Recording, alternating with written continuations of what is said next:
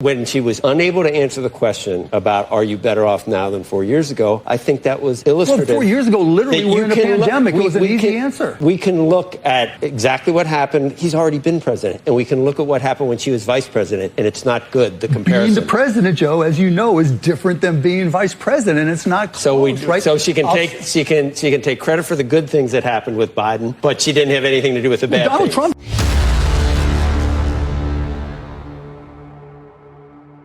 Mark Cuban gets delusional when he fails to defend Kamala Harris' embarrassing record and her failed economic speech from yesterday. And when you hear what he has to say about Trump, you're going to probably lose your mind, just like he did, because we know he has Trump derangement syndrome. So what we're going to do is react to these clips and talk about it. I think what a lot of business people don't get, I look at the Harris campaign as a company and Kamala as the CEO, right? She's had, what, 45 days, 60 days to build an entire organization. And you look at the results. She went from negative favorability ratings. She went from recognition being relatively low. She went from being way behind in every single poll you looked at. And now look where she's at. Worst case, she's tied, and in many cases, she's ahead. When you're able to turn around a battleship like a presidential campaign and go from being way behind to tied or ahead, you're doing a lot right. And on the flip side, if you had what seemed like an insurmountable lead, and now you've given up that entire lead to another CEO, you're getting fired.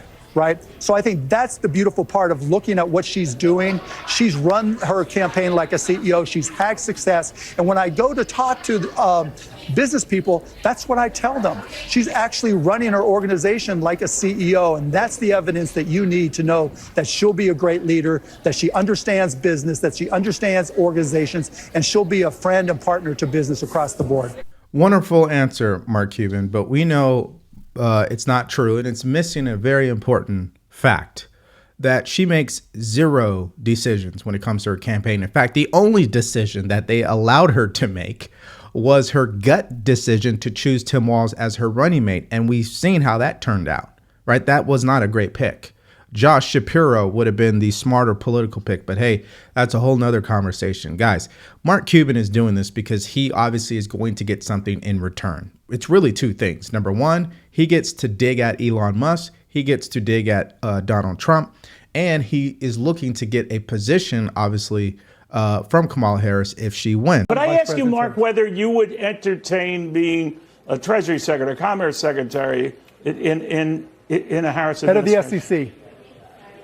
Head of the SEC. That's the job I would take. It's a similar thing that Gavin Newsom was doing when he was trying to protect Joe Biden every single day. Probably Gavin Newsom went to bat for Joe Biden more than anyone. But once Joe Biden dropped out of the race, you haven't heard from Gavin Newsom since then. So that's what Mark Cuban is doing. And Mark, do you forget just because she caught up? No, what it is that she's still the worst polling Democrat to run against Donald Trump. She's like in the game, but she's not winning the game. She's behind in the game. When Biden was in the race, he was out of the game. So I don't know how that's an actual win.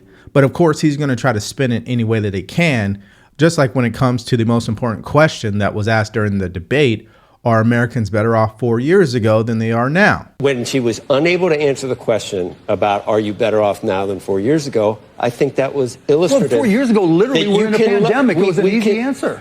We can look at exactly what happened. He's already been president. And we can look at what happened when she was vice president. And it's not good, the comparison. Being the president, Joe, as you know, is different than being vice president. It's not close, right? So she can take credit for the good things that happened with Biden, but she didn't have anything to do with the bad things. Great point, right? She gets credit for the good things, but she doesn't have to take any of the flack for the bad things.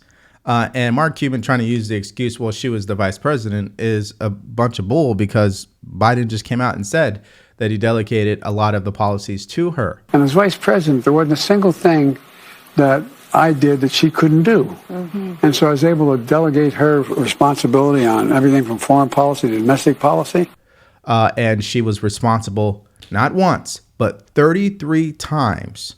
She casted the tie-breaking vote on pieces of legislation. So you can't say, by the way, which is a record for a vice president. I looked it up.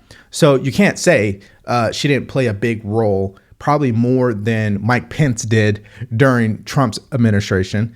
And the fact that she's running to be president, you have to look at her record. Now, she gets to decide, hey, if you want us to look at your record, which one? The one before you became vice president or the one when you were vice president? I like to think she'd probably want us to go after the one when she was vice president, because the one before that is ultra radical. And the other thing that is ultra radical is the media coverage that she's been getting. No wonder she's climbed so high in the polls in reference to where Joe Biden was, of course, because she gets 100% positive from ABC, and it's at least 90% positive from CNN. And what does Trump get in return? 92% negative.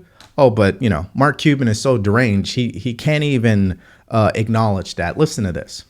What do you think of Elon? But I like Elon. I like Elon too. But she was at 28% favorability, right? And then, as you say, things change. She's all the way up to about 50%. I would just argue that filling in the blanks does not account for that move, and that the media coverage has been so positive and almost, Mark, that it's like, we don't have to worry about trying to elect this guy who is clearly not up for another 4 years. And it's not Donald Trump. So they would have, the left and the people that need a candidate would have embraced anyone at that point. And ABC, it was 100% positive coverage of her, 92% negative of Trump. So Elon says, so what changed the media coverage? Okay, first, what's the most watched news channel? Who are the most watched and viewed and listened to podcasts? Who are the most watched and listened to or Is it viewed? Fox? Yeah. Yeah. Right? Okay. I mean, it's not close, right? The number one shows are all Fox. The number one podcast, So lean right. Even in spite of that, she's been able to. Not in spite of that, in spite of that, meaning the mainstream media is not who you think it is. The mainstream media truly leans right. Maybe that's why it's only tied then. Wow, the mainstream media leans right, because Fox News, out of 5 other ones, is getting more views. So it means that the mainstream media leans right. This is an example why maybe he shouldn't be involved in politics, because he can't even say things that are objectively true that even his own side would agree with. Like people on CNN, people on ABC would agree that the coverage for her is 100% positive, and they would justify that coverage. He can't even admit that. I mean, that's how delusional he is. And they justify it because they say that Trump is a liar, so it gives us justification to report the way that we do. He's not even caught up to that idea yet. He's trying to defend the fact that there is a bias in the media, and if you don't even want to admit that, Mark Cuban, you are delusional as it gets, no question. Now, you think that was a delusional response from him? Wait till you hear about no new wars under Trump, what his response was. And look, let me just add one more thing, because we'll go into Haiti and all that kind of stuff. When did the civil wars in Haiti start?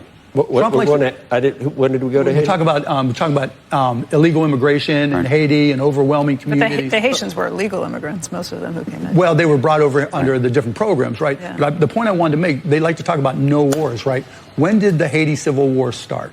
In 2020, in May of 2020, during the Trump administration. What he could have done something to try to deal with that, and that would have preempted a lot of the problems that they're having now that he's talking about. Wow, could you guys hear his logic? He's trying to blame Trump for why we have a Haitian immigration problem. Can you believe that? Like, if he really wants to go down that road, do we want to talk about what Hillary Clinton and Bill Clinton did to Haiti? Do we want to go down that road, Mark Cuban, if you really want to tell the truth? I mean, that's in fact, if you're going to blame someone for why there was a civil war, why would it be Trump's fault? Wouldn't it be what Hillary Clinton and Bill Clinton did to that country? I mean, it's the delusion, right, is at the peakest level with this guy. And you know what's interesting about Mark Cuban? I said at the beginning of the video, he reminds me of Howard Stern. I used to listen to Howard Stern when I was younger. I liked Howard Stern. You know why? Because he was an outsider. He was anti-establishment. He was free speech. He was pushing the limit every single time with people he brought onto his show. Now, what happened to Howard Stern? He went woke.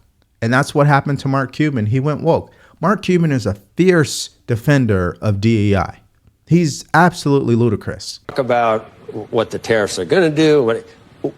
In one case, we know exactly what his tariffs did the first time, 1.9% inflation.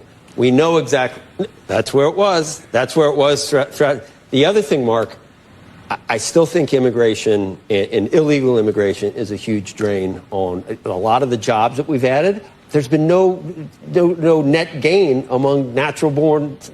I'm not saying I don't want immigration. We all love immigration. It's made this. We're all immigrants. We're all descended from immigrants.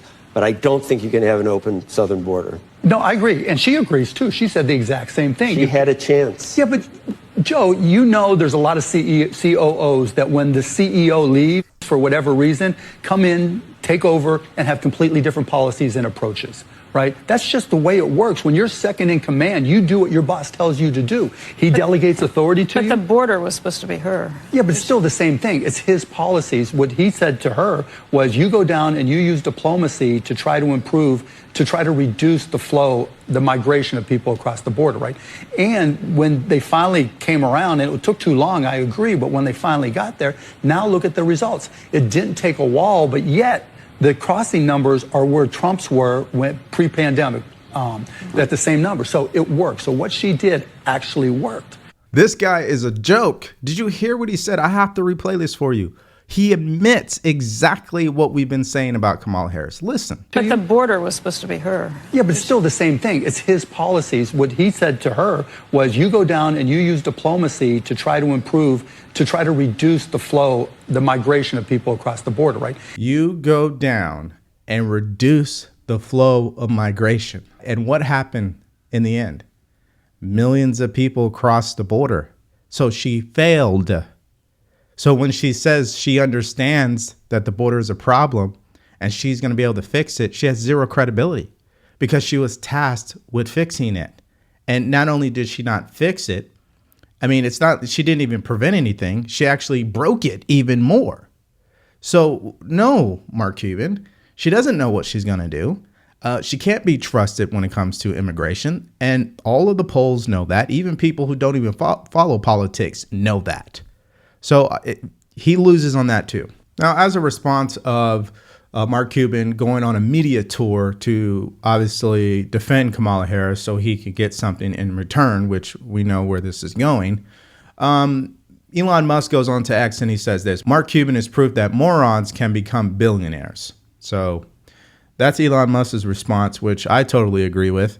And I just think that this says a lot about Mark Cuban and the decision he's made to go down this political road. And I said it earlier, I just think that obviously you can't have one without the other. If you have an Elon Musk who has gotten political and has publicly endorsed Donald Trump, it sets off a chain of reaction where there'll be someone similar who will start to defend Kamala Harris. But the problem is Elon Musk has a higher level of credibility, much more successful than Mark Cuban will ever be, richer than Mark Cuban will ever be. And Elon Musk has common sense, and he's not delusional like Mark Cuban. So I don't think Mark Cuban is going to sway any voters because he's been on this path for a while now of saying a lot of delusional things. And if you're really talking about trying to help your candidate, it might be in your best interest to know what you're talking about, especially immigration, especially Haiti, where he completely fumbled the answer. He went peak delusion when trying to defend her on that. But this is just another figure who has fallen from grace. I think it's kind of sad to see. Again, it's as if Democrats have had this shift over the past decade or so, where if you go back 10, 15, maybe even 20 years, when you hear them speak, they sound like Donald Trump. But now they sound more like AOC and Bernie Sanders and Elizabeth Warren. These people have become ultra radical. But that's my opinion. What about you guys? What do you guys think about Mark Cuban's media tour trying to defend Kamala Harris? Have you noticed his fallen from grace and how delusional he's become? Leave your answers in the comment section below. Thank you for checking out the video today. Stay grateful, stay focused, and stay true. Peace.